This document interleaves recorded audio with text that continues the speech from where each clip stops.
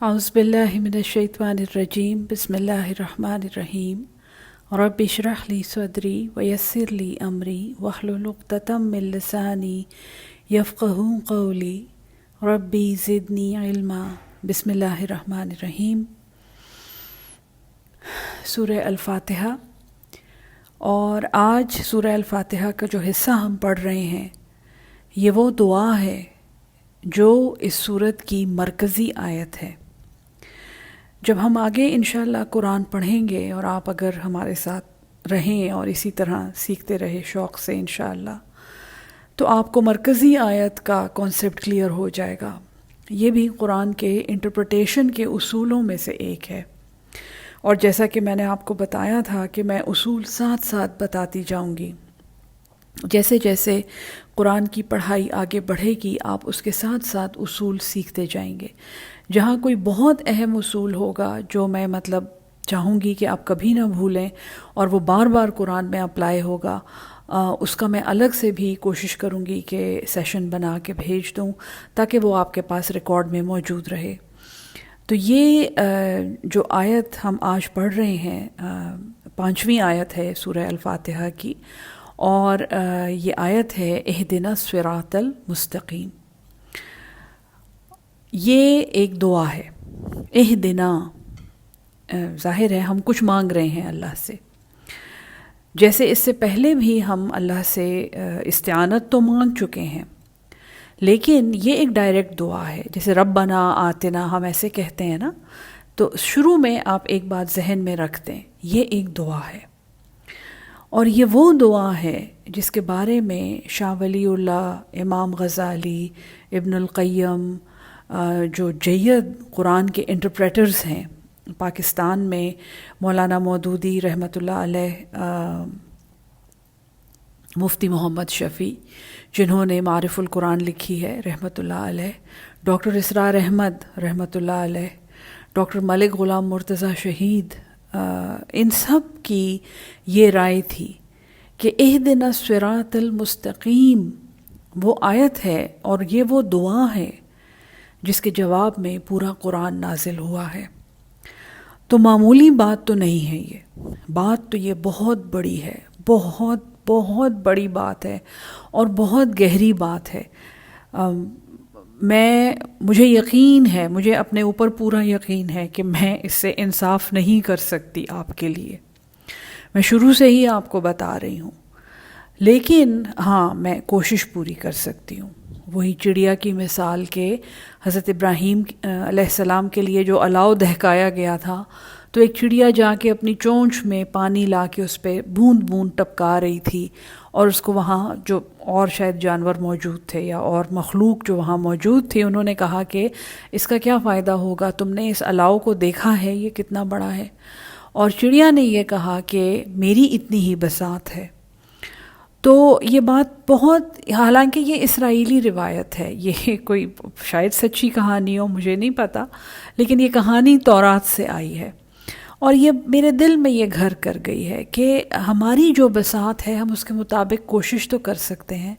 تو وہی کوشش ہوگی، جیسا کہ قرآن تو ہم ساری عمر اس کے اسٹوڈنٹ رہیں گے اور ہم ساری عمر اسے سیکھیں گے، کیونکہ قرآن کا استاد تو اللہ ہے، اور ظاہر ہے ہم سب اس کے طالب علم ہیں۔ تو آج یہ جو آیت میں آپ کو پڑھانے لگی ہوں یہ سورہ الفاتحہ کی مرکزی آیت ہے، اور یہ وہ دعا ہے، یعنی اسی کی وجہ سے سورت کا نام دعا ہے۔ میں نے آپ کو بتائے تھے نا، میں نے آپ کو نام پڑھائے تھے سورہ الفاتحہ کے، تو اس کا ایک نام دعا بھی ہے۔ دعا اسی لیے ہے کہ اس میں یہ دعا ہے، اہدنا الصراط المستقیم۔ تو اب اس کو اصول کے مطابق پڑھتے ہیں، کیونکہ میں چاہتی ہوں کہ اس سے میں پوری طرح پورا انصاف کر سکوں آپ کے لیے۔ ہو سکتا ہے یہ آج جو میں آپ کو سیشن دے رہی ہوں یہ ایک تعارف ہو، اور اس کا ایک ایک لفظ پھر میں آپ کو الگ سے پڑھاؤں گی انشاءاللہ۔ میں آپ کو آج ہی سیشنز کے نام بھی لکھ کر بھیج دوں گی تاکہ آپ کو پتہ ہو کہ آنے والے دنوں میں کیا پڑھایا جائے گا۔ پہلا لفظ اس کا اہدنا، تو یہ الف جو اس میں ہے، الف ہا الف ہے، دو چشمی ہے اور پھر دال ہے. یہ اس کی روٹ جو ہے وہ دو چشمی ہے، دال اور چھوٹی یہ، اور جس کے اوپر ایک کھڑی زبر ہوتی ہے، ہدا. ٹھیک ہے، ہدا ہم نام بھی رکھتے ہیں ہدا. ہم یہ روٹ ہمیں اچھی طرح معلوم ہے اس روٹ کا کیا مطلب ہے. اس سے اردو کا ایک لفظ نکلتا ہے جس کو ہم ہدایت کہتے ہیں. اور جیسے ڈراموں کے ہدایت کار ہوتے ہیں، ڈراموں میں ہدایات دی جاتی ہیں. راستے کی ہدایت ہم کسی سے مانگتے ہیں، ہمیں راستہ بتا دیجئے، تو ہدایت کا ڈائریکٹ انگلش میں ٹرانسلیشن جو ہے وہ تو ہے ڈائریکشن. ٹھیک ہے جی، یہ آپ کی اہدنا کی روٹ ہو گئی. دو چشمی ہے، دال اور یہ، اور اس کے اوپر کھڑی زبر. آگے جو نا آتا ہے اس کا مطلب ہے ہمیں. ہدایت دے دے ہمیں، ڈائریکشن دکھا دے ہمیں، سکھا دے سمجھا دے ہمیں. اہدنا اور کس چیز کی ہدایت دے دے. پھر آگے ہے الصراط. اور الف لام میں نے آپ کو الحمد کے ساتھ پڑھایا تھا کہ الف لام جس چیز کے ساتھ لگ جاتا ہے وہ اس میں معرفہ بن جاتا ہے. اگر ہم صراط ہی کہہ دیتے تو وہ ہوتا راستہ.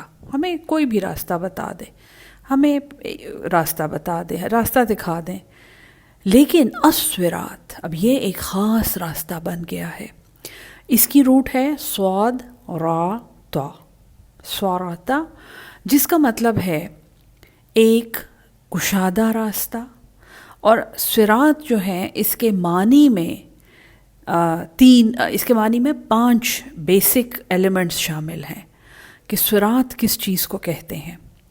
نمبر 1، یہ اس راستے میں کوئی بندش نہیں ہوتی، یہ راستہ کہیں سے ٹوٹتا نہیں ہے، یہ ایک مسلسل راستہ ہوتا ہے، اس کو صراط کہیں گے. اگر جیسے ایک سڑک جا رہی ہے اور وہ آگے جا کے 2 میں ڈیوائیڈ ہو جائے، منزل تک پہنچنے سے پہلے وہ 2 میں ڈیوائیڈ ہو جائے اور پھر وہ مزید اور آگے شاخوں میں ڈیوائیڈ ہو جائے، جیسے عام سڑکیں ہوتی ہیں، تو وہ صراط نہیں ہوگی. ٹھیک ہے، ان کے لیے پھر عربی میں الگ الفاظ ہیں. ہاں، اگر آپ ایک جگہ پہ کھڑے ہوں اور میں آپ کو کہوں کہ یہاں سے سیدھے چلے جاؤ، یہ جو دیکھو سامنے جو راستہ نظر آ رہا ہے نا، اس پہ چلتے جاؤ، بس تم وہاں پہنچ جاؤ گے، کہیں مڑنا نہیں ہے، اور یہ کہیں ٹوٹے گا بھی نہیں یہ راستہ. وہ صراط ہے. پہلی بات یہ ہے کہ اس میں کوئی بندش نہیں ہے. دوسری بات، صراط کی دوسری کوالٹی، یہ سب راستوں میں سے کشادہ اور کھلا راستہ ہوتا ہے. جیسے میں آپ کو یہ کہوں کہ اچھا تم نے اسکول جانا ہے، یہ دیکھو سامنے جو سڑک جا رہی ہے نا سیدھی، یہی سڑک، یہ سب سے آسان راستہ ہے. وہ جو پیچھے سے مڑ کے راستہ جا رہا ہے نا، وہ پگ ڈنڈی اور وہ والی گلی اور وہ جو پیچھے تمہیں کچا راستہ نظر آ رہا ہے، یہ سب اسکول جاتے ہیں. لیکن یہ جو سامنے سڑک ہے نا، ایک دم کھلی سی شفاف سڑک جو ہے، یہ سب سے اچھا آسان راستہ ہے. تو وہ پھر صراط ہے. اس میں کوئی رکاوٹ نہیں ہے، یہ کشادہ اور آسانی سے چلا جانے والا راستہ ہے. اس میں کہیں مڑنا نہیں ہے، اس میں کسی چیز کے پیچھے نہیں جانا، اس کا کوئی حصہ نگاہوں سے اوجھل نہیں ہے، ہمیں سامنے جاتا ہوا وہ راستہ نظر آ رہا ہے اور وہ کشادہ بھی ہے. ٹھیک ہے جی، دوسری کوالٹی ہو گئی صراط کی. تیسری کوالٹی صراط کی یہ ہے کہ اس میں بہت سی پگڈنڈیاں اور گلیاں آ کے تو لگتی ہیں، لیکن اس کو پہچاننا بہت آسان ہوتا ہے. وہ چھوٹی چھوٹی تنگ تنگ گلیاں اور پگڈنڈیاں جو اس کے اندر آ کے کنیکٹ ہوتی ہیں نا، وہ اس سے چھوٹی ہوتی ہیں. اس پہ چلتے چلتے چلتے ایسا نہیں ہو سکتا کہ آپ لڑک کے کسی ایسی سڑک پہ چلے جائیں جو بالکل اس جیسی ہی نظر آتی ہو. نہیں، یہ ایک یونیک راستہ ہوتا ہے جس پہ چلنا اس لیے آسان ہوتا ہے کہ اس کو پہچاننا بھی آسان ہے. اس پہ چلتے چلتے اب یہ نہیں ٹی سٹرکچر نہیں بن جائے گا اس کا کہ بالکل ایسی ہی ایک سڑک اس کو کراس کر جائے اور آپ وہاں کنفیوز ہو جائیں کہ وہ والی سڑک صراط ہے یا یہ والی سڑک. یہ جو صراط ہے اس کو پہچاننا بہت آسان ہے. اس کی پہچان گویا آپ سمجھیں کہ میں آپ کو راستہ بتا رہی ہوں اور میں آپ کو پہلے سے بتا دوں کہ دیکھو جس راستے پہ سفید پتھر مسلسل لگے ہوئے ہیں نا، وہ سیدھا راستہ ہے، تم نے اس پہ چلتے جانا ہے. ویسے راستے تمہیں نظر آئیں گے لیکن ان پہ وہ سفید پتھر نہیں ہوں گے. آپ کے ذہن میں یہ بات بیٹھ جائے گی کہ صراط وہ راستہ ہے جس پہ وہ سفید پتھر لگے ہوئے ہیں. تو اس میں کہیں پہ بندش نہیں ہوتی ہے، یہ کہیں سے ٹوٹتی نہیں ہے. نمبر 2، یہ سب سے کشادہ راستہ ہوتا ہے، اس پہ چلنا آسان ہوتا ہے اور یہ آپ کو اپنے سامنے ایکسٹینڈ ہوتا ہوا نظر آتا ہے. اور نمبر 3، اس راستے کو پہچاننا بھی بہت آسان ہے کیونکہ اس جیسا کوئی اور راستہ نہیں ہوتا. ٹھیک ہے جی، 3 ہو گئے. نمبر 4، یہ راستہ جو ہے اس کو شروع کرتے ہی آپ کو پتہ ہوگا کہ یہ منزل تک جائے گا، چاہے کچھ بھی ہو جائے یہ راستہ جائے گا منزل کو. جہاں پہ آپ کھڑے ہیں وہاں سے لے کر اس کا وہ کنیکشن جہاں یہ راستہ ختم ہوتا ہے نا، اس کے بارے میں آپ کو 100% پتہ ہو کہ یہ منزل سے جا کے کنیکٹ ہوگا. ٹھیک ہے، ایسے بہت سے راستے ہوتے ہیں نا. جیسے میں آپ کو بچے کو یا کسی کو ہم کہیں کہ جاؤ دودھ والے کی دکان پہ، دیکھو دروازے میں سے نکل کے نا دائیں مڑ جانا اور سیدھے چلتے جانا، اور وہ سامنے جو پہلی دکان آئے گی وہ دودھ والے کی ہے. تو بچہ جب دروازے سے نکل کے دائیں مڑتا ہے تو وہ اس وقت تک چلتا رہتا ہے ناک کی سیدھ میں، یہاں تک کہ وہ دودھ والے کی دکان پہ پہنچ جائے. کیونکہ اس کے ذہن میں ہم نے یہ بٹھا دیا ہے کہ یہ جو گھر سے تم اب نکل رہے ہو نا اور دروازے سے جب تم دائیں مڑو گے تو اگلا اینڈ جو ہے وہ تو ہے ہی دودھ کی دکان. ٹھیک ہے جی، چوتھی کوالٹی میں نے آپ کو اس کی بتا دی. اور 5ویں کوالٹی اس کی یہ ہے کہ اس پہ چلنا آسان ہے. اس پہ یہ ساری کوالٹیز میں یہ بات ہے، لیکن الگ سے یہ بات میں اس لیے کر رہی ہوں تاکہ یہ آپ کو یاد رہے. یہ ایک آسان آپشن ہے، اور یہ آسانی جو ہے نا یہ آگے ایکسپلین ہوگی اگلے لفظ میں، کیونکہ قرآن کی تو شان ہی یہ ہے. اب یہ سن کے آپ کے ذہن میں ضرور یہ سوال آئے گا کہ یہ محترمہ کہہ رہی ہیں کہ یہ آسان راستہ ہے، تو کیا صراط مستقیم پہ چلنا کوئی آسان راستہ ہے؟ وہ کوئی آسان بات ہے؟ یہ محترمہ کہہ رہی ہیں کہ یہ صراط جو ہے تو وہ آسان ہے، لیکن صراط کے لفظ کے اندر جو معنی پوشیدہ ہے وہ میں آپ کو سمجھا رہی ہوں کہ اس میں آسانی بھی شامل ہے. ٹھیک ہے جی، بہت آسان راستہ جو ہوتا ہے نا، بہت آسان، جو کہ خود بخود نکل آئے، صراط وہ راستہ نہیں ہے. آپ کو ڈھونڈنا ہوگا صراط. جو راستہ خود بخود نکل کے سامنے آ جاتا ہے اس کو سبیل کہتے ہیں. عربی پڑھی، اب کیا بات کریں، وہ بہت لمبا ہو جائے گا، لیکن بڑی زبردست معجزاتی زبان ہے. وہ سبیل ہے. اللہ کوئی سبیل نکالے، ہم ایسے کہتے ہیں نا، تو وہ سبیل جو ہے وہ صراط سے الگ ہے. سبیل چھوٹا سا راستہ ہوتا ہے جو ڈھونڈنا نہیں پڑتا، آپ کو سامنے نظر آ جاتا ہے، آپ آسانی سے اس پہ چلنا شروع ہو جاتے ہیں اور وہ بھی آپ کو پہنچ جاتا ہے منزل تک. لیکن صراط جو ہے اس کے معنی میں بھی آسانی شامل ہے. جیسے لوگ پل صراط کی بات کرتے ہیں، تو پل صراط جو ہے نا اس کے بارے میں یہ ہے کہ اس کے لوگ گر جائیں گے اور آگ میں گر جائیں گے. اور پھر پل صراط کی وجہ سے لوگ یہ بھی کہتے ہیں کہ یہ صراط کا لفظ جو ہے اس کا مطلب ہے کہ خطروں میں گھرا ہوا ایک راستہ. یہ ایک غلط فہمی ہے، یہ ایک کنفیوژن ہے. اس بات کو آپ ذہن سے نکال دیں. یہ آپ یوٹیوب پہ بھی دیکھیں گے اور شاید چند تفسیروں میں بھی اس طرح کی باتیں آپ کو نظر آئیں کہ یہ خطرات سے گھرا ہوا ایک راستہ ہے. ایسی بات نہیں ہے، ایسی بات نہیں ہے. دیکھیں، یہ قرآن کے ربط سے میں آپ کو سمجھاؤں گی. آپ نے کہا اہدنا، یا اللہ ہدایت دے دے ہمیں، اہدنا الصراط، اس راستے کی، اس خاص راستے کی. اور راستہ آپ مانگ رہے ہیں کیونکہ آپ اللہ سے کیا مانگ رہے ہیں؟ سیدھا راستہ اللہ سے مانگ رہے ہیں نا. میں آپ کو حدیث سے سمجھاؤں گی کہ یہ کون سا راستہ ہے، لیکن لفظی ترجمے میں صراط کا یہ لفظ آپ نے یاد رکھنا ہے. اس کا یہ مطلب ہے. پھر آپ کہتے ہیں الصراط المستقیم. یہ جو لفظ ہے نا یہ آگے آپ کے لیے پوری کہانی کو یہ اب آپ کو یہ ٹائی اپ کر دے گا.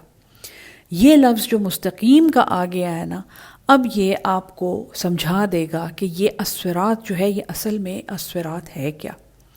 جو راستہ آپ اللہ سے مانگ رہے ہیں اور جس کا نام آپ نے الصراط کہا ہے، یہ وہ راستہ جو کشادہ ہے اور کھلا ہے اور سیدھا منزل پہ پہنچنے والا ہے اور جس میں کوئی رکاوٹ نہیں ہے اور جس جیسا بھی کوئی اور راستہ نہیں، وہ ایک یونیک راستہ ہے، اس کو پہچاننا بھی آسان ہے اور اس میں بہت سی پگڈنڈیاں آ کے لگ رہی ہیں، لیکن وہ راستہ جو ہے وہ پہچانا جاتا ہے، آپ کو اس کے بارے میں یقین ہے کہ یہ راستہ منزل میں جا کے لگ رہا ہے، اسی پہ چلتے رہنا ہے، اور اس کے معنی میں، اس کے مادے میں آسانی بھی شامل ہے۔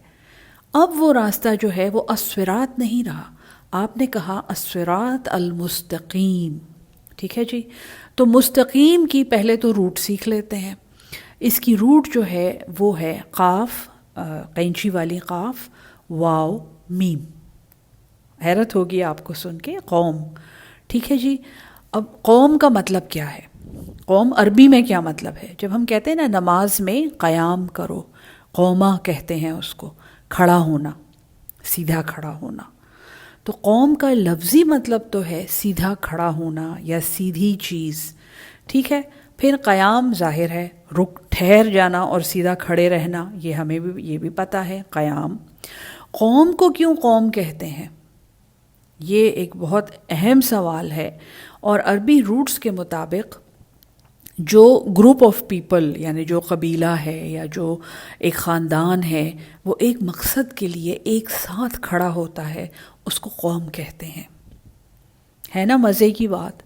جب آپ الفاظ کے معنی سیکھتے ہیں اور جب آپ اس کے مادے میں جا کے اس لفظ کے بارے میں سوچتے ہیں تو پھر آپ کو اپنا احتساب کرنا کتنا آسان ہو جاتا ہے۔ آپ کہتے ہیں ہم اپنے آپ کو قوم کہتے ہیں، ہم تو قوم کے بیسک معنی پہ بھی پورے نہیں اترتے۔ قوم تو وہ ہیں جو ایک مقصد کے لیے اکٹھے کھڑے ہو جائیں، ایک دیوار کی طرح، ایک سیسا پلائی دیوار کی طرح، وہ اپنے مقصد کے لیے اور اپنے فائدے کے لیے اور ایک دوسرے کے سہارے کے لیے جو لوگ کھڑے ہوتے ہیں۔ بنیان مرصوص یہ مومنوں کے لیے کہا جاتا ہے نا، کہ سیسا پلائی دیوار، ایک مضبوط دیوار کی طرح یہ کھڑے ہوتے ہیں، اس کو قوم کہتے ہیں، ٹھیک ہے جی؟ اب قوم تو اس کی روٹ ہے، اس سے نکلا ہے مستقیم۔ اس لفظ کا مطلب ہے سیدھا، سمپلی آپ اس کو اس سے یاد کر لیں، کسی ٹیکنیکلٹی میں نہیں جاتے۔ انگلش میں جس کو ہم کہتے ہیں اسٹریٹ، سیدھا، a straight line۔ اور جیومیٹری، اگر جنہوں نے جیومیٹری پڑھی ہوئی ہے، ہاں میٹرک تک، میٹرک تک تو ہم نے بھی پڑھی ہے، خط مستقیم ایک لفظ ہے، سیدھی لائن، a straight line، جو جیومیٹری کا بیسک ایک خط ہے، ایک نشان ہے۔ اور جیومیٹری کا وہ اصول بھی سب زیادہ تر لوگ بلکہ جانتے ہی ہوں گے کہ the shortest distance between 2 points is a straight line، یعنی کہ دو نقطوں کے بیچ میں سب سے چھوٹا فاصلہ جو ہے وہ خط مستقیم ہے۔ یعنی اے اور بی اگر دو نقطے ہیں اور آپ نے ان کو آپس میں ملانا ہے تو سب سے چھوٹا فاصلہ جس میں آپ ان دونوں کو ملا سکتے ہیں وہ ایک سیدھی لائن ہے، وہ مستقیم ہے، خط مستقیم کہتے ہیں اس کو، ٹھیک ہے جی؟ اب آپ نے جو اللہ سے راستہ مانگا ہے، آپ نے کہا اہدنا، ہدایت دے دے ہمیں، الصراط، اس راستے کی، اور راستے کی پہچان میں نے آپ کو اچھی طرح کرا دی۔ آپ اس طرح کا ایک راستہ مانگ رہے ہیں، آپ موٹر وے جیسا ایک راستہ مانگ رہے ہیں، لاہور سے اس میں آپ بیٹھے ہیں اور آپ کو پتہ ہو کہ میں نے پنڈی میں اور میں جا کے وہاں پہ ڈیبو کے اڈے پہ ہی اترنا ہے اور میں پشاور وہیں پہ میں نے پہنچنا ہے، وہ یہ سڑک جو ہے یہ جہاں ختم ہوگی وہاں پشاور کا وہ والا علاقہ ہوگا، اور یہ جو ہے تو وہ جو بھی کلر کہار میں یہ میں فلانی جگہ پہ اتر جاؤں گا، ہے آپ کو منزل پتہ ہے۔ تو اب موٹر وے جیسا راستہ آپ اللہ سے مانگ رہے ہیں جس پہ تیز رفتاری سے آپ ایک جگہ سے دوسری جگہ پہنچ جائیں اور کمپلیٹلی پریڈکٹیبل ہو اور آسان بھی ہو اور کہیں سے ٹوٹا ہوا بھی نہ ہو اور پہچانا بھی جائے، آپ اس میں بھٹکیں بھی نہ، آپ ایسا راستہ اللہ سے مانگ رہے ہیں۔ اور پھر اس راستے کے ساتھ آپ یہ بھی کہہ دیتے ہیں المستقیم، یا اللہ وہ راستہ ہو جو بالکل سیدھا ہو اور سیدھا 2 پوائنٹس کو ملانے والا اور شارٹیسٹ ڈسٹینس، سب سے چھوٹے فاصلے میں یہ ہمیں ہماری منزل میں پہنچا دے۔ آپ مختصر الفاظ میں اور سادہ الفاظ میں آپ اللہ سے یہ دعا مانگ رہے ہیں، اور اس معصوم دعا کے جواب میں آپ کو اللہ تعالیٰ نے پورا قرآن دیا ہے، اور اس دعا کے بعد جو الفاتحہ ہے، جو سورہ الفاتحہ ہے، اس میں اسی دعا کی ایکسپلینیشن ہے۔ وہ آگے پڑھیں گے، لیکن اہدنا الصراط المستقیم کہہ کے آپ کیا کہتے ہیں؟ صراط الذین انعمت علیہم، راستہ ان لوگوں کا جن پہ تیرے انعام ہوئے یا اللہ، غیر المغضوب، نہ وہ جن پہ تیرا غضب ہوا، ولا الضالین، اور نہ ہی وہ جو گمراہ ہو گئے۔ تو اب جو الفاتحہ کے جس حصے پہ آپ ہیں، اس کے بعد والا حصہ صرف اسی آیت کی ایکسپلینیشن ہے۔ آپ الفاتحہ کی پیک پہ پہنچ گئے ہیں، آپ چوٹی پہ پہنچ گئے ہیں، آپ نے دعا مانگ لی ہے، بہت مبارک ہو آپ کو۔ ٹھیک ہے جی، یہ آج کتنی دیر ہو گئی ہے؟ میرے خیال 20 منٹ تو ہو گئے ہوں گے۔ جی ہاں، 20 منٹ ہو چکے ہیں، تھوڑی سی دیر ہے ہمارے پاس۔ تو اس کا میں مزید ڈیٹیل بتانے سے پہلے آپ کو اس کا ربط بتا دیتی ہوں، کیونکہ اس کی اہمیت کے لحاظ سے ہم نے اس کو ہر اینگل سے اسٹڈی کرنا ہے، اور قرآن شروع کرنے سے پہلے ہمیں اہدنا الصراط المستقیم پوری طرح جتنا ہو سکتا ہے مجھ ناچیز کی کوشش سے وہ میں آپ کو سمجھانا چاہتی ہوں۔ تو جہاں سے ہم نے شروع کیا تھا سورہ الفاتحہ کو اعوذ پڑھ کے اور بسم اللہ پڑھ کے، الحمدللہ، وہ خاص تعریف، وہ خاص پہچان، وہ انڈرسٹینڈنگ اور وہ ریکگنیشن جو ہے، جو ایک چیز کو سوچنے کے بعد ہمیں حاصل ہوتی ہے اس کے خالق کے بارے میں۔ جب کسی خوبصورت چیز کو ہم دیکھتے ہیں اور ہم اس کے خالق کے بارے میں سوچنا شروع کرتے ہیں، تو جتنی گہرائی میں ہم سوچتے چلے جاتے ہیں، آخر میں بالکل جب ہماری سوچ ختم، مجبور ہو جاتی ہے، مزید آگے نہیں جا سکتی، تو جس خالق تک وہ پہنچتی ہے وہ اللہ ہے۔ الحمد، وہ خاص تعریف، وہ پہچان، وہ اپریسیشن للہ، اللہ ہی کے لیے ہے۔ رب جو پروردگار ہے، پالنے والا ہے، تھامنے والا ہے، پرورش کرنے والا ہے، تربیت کرنے والا ہے، نیست سے ہست بنانے والا، اور پھر اس کو مار کے دوبارہ اسے زندہ کر کے اس کا حساب لینے والی ذات جو ہے، اس کے علاوہ اور کون اللہ ہو سکتا ہے؟ کون عبادت کے لائق ہو سکتا ہے؟ اللہ بھی میں نے آپ کو ڈیٹیل میں پڑھایا تھا۔ تو وہ تعریف جو ہے وہ اللہ ہی کے لیے ہے، جو رب ہے، اور رب ہے وہ زمان و مکان کا، العالمین۔ اور اس طرح کی ربوبیت اور اس طرح کی پرورش کون کر سکتا ہے؟ ایسا پروردگار کون ہو سکتا ہے؟ وہ کون سی صفت ہے جو اس قابل بناتی ہے ایک ذات کو کہ وہ بغیر کسی تدبیر کے، بغیر کسی ریسیپی کے، بغیر انگریڈینٹس کے ابتدا کرے تخلیق کی، اور پھر اس تخلیق کو ریپلیکیٹ کرتا چلا جائے، اور اس کو پالتا چلا جائے، اور اس کی تربیت کرتا چلا جائے، اور اسے ڈیولپ کرتا چلا جائے۔ وہ صفت جو ہے وہ رحمت ہے، وہ بے پناہ محبت ہے، بے پناہ شفقت ہے، بے پناہ حد سے زیادہ اور بار بار رحمت ہے، وہ رحم ہے۔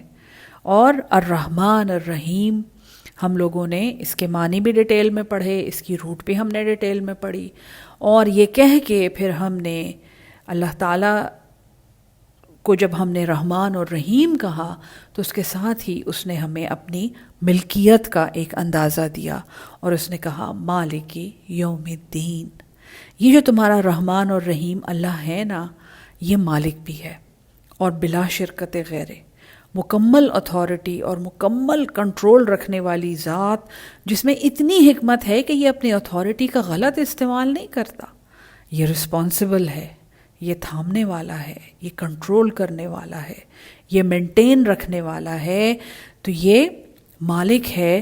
اور اس کی ملکیت کا اندازہ اس بات سے لگاؤ کہ مالک یوم الدین، یہ تو بدلوں کے دن کا مالک ہے۔ ابھی تو تم عمل کر رہے ہو، اس سب کا تو یہ مالک ہے ہی۔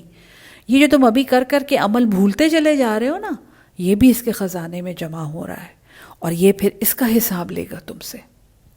تو مالک یوم الدین کہہ کے پھر جب ہمیں یہ احساس ہوتا ہے کہ اس اللہ کی ذات کس قدر وسیع ہے، اور اس کی ربوبیت کہاں کہاں پھیلی ہوئی ہے، اور اس کی رحمت انجوائے کرتے ہوئے جس ایگزسٹنس میں ہم رہ رہے ہیں، جو ہماری ذات ہے، جو ہماری کائنات ہے، جو ہمارے زمان و مکان ہیں، وہ اسی کی ملکیت ہے۔ اور جب ہمیں پھر اپنی حیثیت کا تھوڑا اندازہ ہوتا ہے، بمشکل ہوتا ہے لیکن ہو جاتا ہے، تو پھر ہم کہتے ہیں ایاک نعبد، صرف تیرے ہی ہم بندے ہیں، صرف تیرے ہی ہم غلام ہیں۔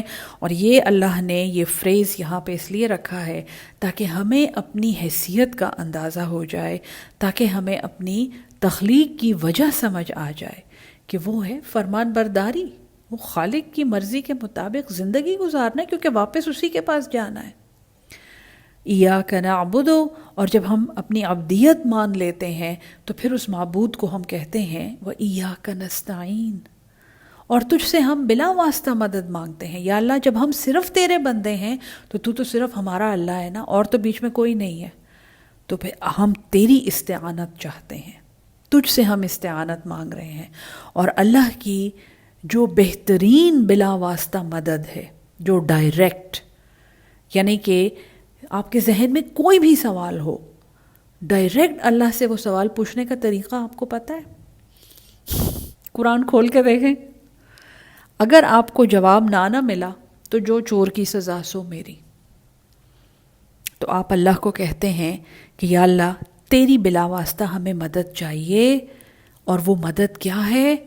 اہدنا الصراط المستقیم، یا اللہ ہمیں دکھا دے، ہمیں سکھا دے، ہمیں ہدایت دے، گائیڈ اس ٹو صراط مستقیم، ہمیں اس سیدھے راستے کی۔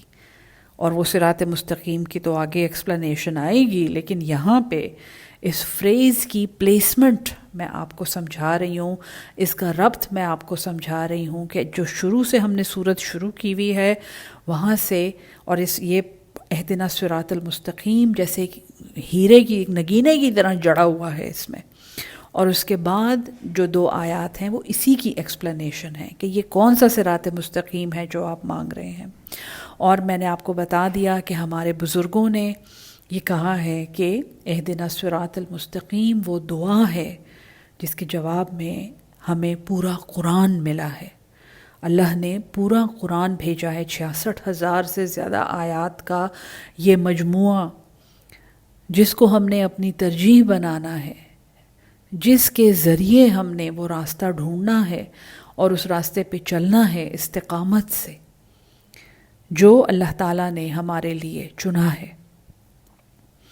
یہ وہ صراط مستقیم ہے۔ تو کلوز کرتے ہوئے، یہاں یہ سبق ختم کرتے ہوئے ایک حدیث میں آپ کو سناتی ہوں۔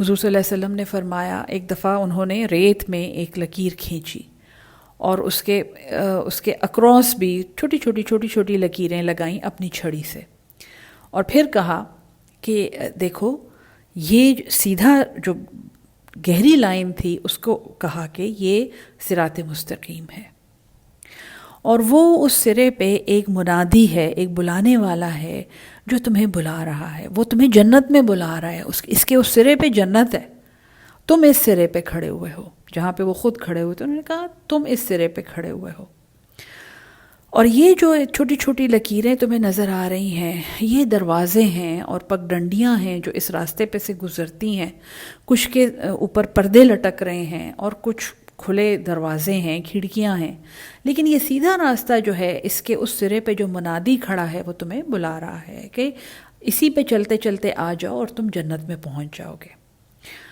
تو صحابہ رضی اللہ تعالیٰ عنہم اجمعین انہوں نے فرمایا یا رسول اللہ وہ بلانے والا کون ہے؟ صدقے جائیں، قربان جائیں صحابہ کے بھی، جو ایسا اہم سوال انہوں نے پوچھا جو ہسٹری میں ریکارڈ بھی ہو گیا کہ اچھا یہ راستے ٹھیک ہے یا رسول اللہ، ہم کھڑکیوں دروازوں سے تو بچتے بچتے ہم تو نکل جائیں گے، وہ جو وہاں پہ بلا رہا ہے وہ کون ہے؟